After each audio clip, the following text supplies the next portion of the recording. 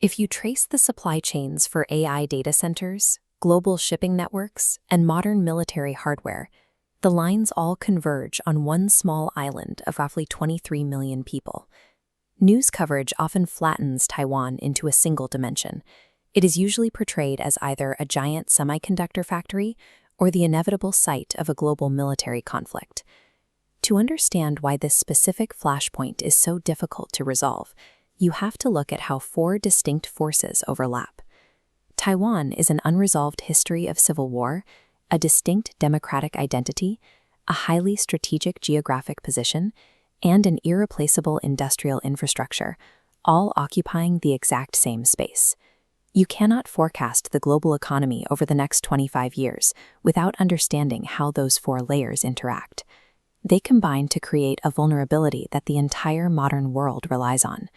Taiwan's political status remains contested because its history is a long sequence of imperial and colonial handoffs. After periods of Dutch, Qing, and Japanese rule, control of the island passed to the Republic of China at the end of World War II. Then, in 1949, the Kuomintang government lost the Chinese Civil War and retreated to Taiwan, while the newly formed People's Republic of China took power on the mainland. For decades following that retreat, Taiwan operated under strict martial law. That political system eventually crocked, leading to rapid democratization in the late 1980s and 1990s. By 1996, the island held its first direct presidential election. Beijing maintains that Taiwan is a part of China and has explicitly reserved the right to use force to achieve reunification. In contrast, Taiwan's current leadership and mainstream public hold that they are a self-governing society with a distinct political system, and their future cannot be dictated by the mainland. This evolution makes the dispute incredibly difficult to settle.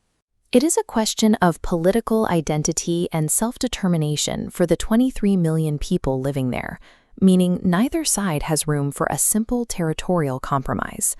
This map shows Taiwan's position within the first island chain, a series of archipelagos positioned right next to some of the busiest maritime trade corridors on Earth. Millions of tons of cargo pass through the East and South China Seas every single day.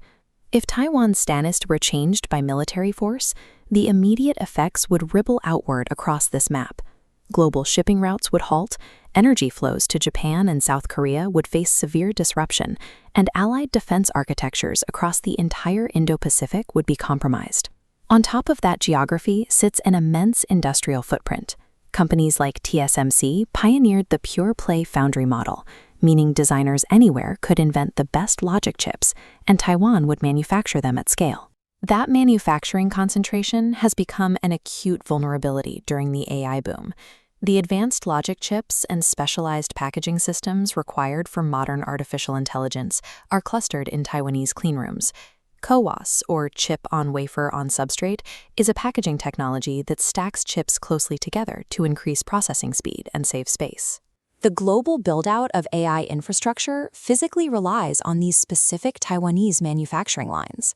Because these facilities are so vital, a theory known as the silicon shield suggests that Taiwan's chip dominance acts as a deterrent. The premise is that the global economy would suffer so much from a disruption that no rational actor would risk bombing the island.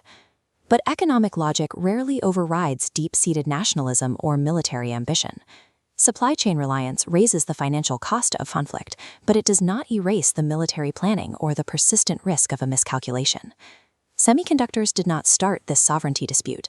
They multiplied its consequences, taking a decades-old regional standoff and tying it directly to the economic security of the rest of the world. For the next 25 years, the primary challenge for the international community is managing the risk of having the world's most critical hardware supply trapped inside a highly contested military zone.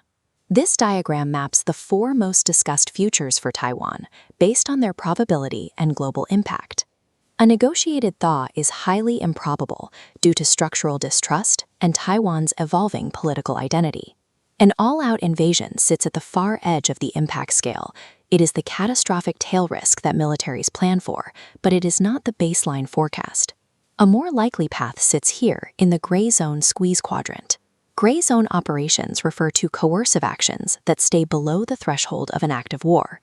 China can utilize cyber disruptions, intense customs inspections, and maritime harassment to slowly choke Taiwan's economy without firing a single missile. The international community does not need to witness an amphibious landing to experience a severe economic shock. A sustained, coercive squeeze around Taiwan's ports and airspace would be enough to trigger permanent electronics inflation and widespread supply chain panic. The most realistic base case, however, is a hard-edged status quo. Taiwan remains a self-governing democracy, but the surrounding environment becomes heavily militarized. Maintaining this tense normality requires whole-of-society resilience, longer reserve training for civilians, and significantly higher defense budgets. To mitigate this risk, governments in the United States, Japan, and Europe are spending billions of dollars in subsidies to build semiconductor fabs on their own soil. Sites like TSMC's expanding footprint in Arizona represent a massive, capital-intensive effort to build backup infrastructure. But geographic diversification has strict limits.